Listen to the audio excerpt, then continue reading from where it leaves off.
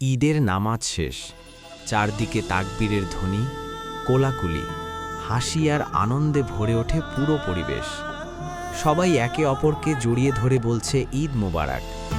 কিন্তু এই আনন্দের মাঝেই কিছু মানুষ চুপচাপ সরে যায়। তারা বাড়ির দিকে না গিয়ে হাঁটা দেয় কবরস্থানের পথে। ঈদের দিন এই পথটা একটু অন্য রকম লাগে।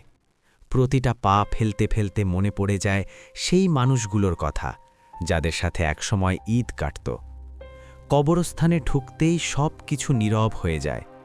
বাইরে যেখানে আনন্দ, এখানে সেখানে শান্ত এক পরিবেশ। মানুষটা ধীরে ধীরে এগিয়ে যায় পরিচিত সেই কবরটার দিকে।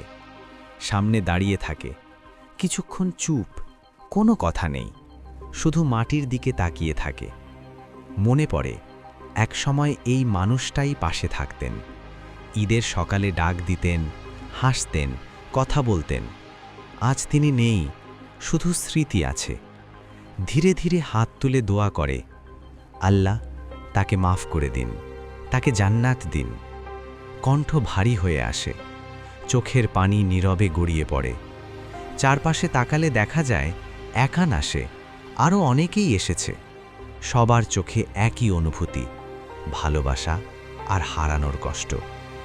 ঈদের দিন কেউ আনন্দে মেতে থাকে, আর কেউ কবরের পাশে দাঁড়িয়ে খুঁজে ফেরে তার সবচেয়ে প্রিয় মানুষকে। তারপর আবার ফিরে যেতে হয় হাসির মাঝে, মানুষের মাঝে। কিন্তু বুকের ভেতরটা জানে, ঈদের আনন্দের মাঝেও একটা জায়গা চিরদিন খালি থেকে গেছে।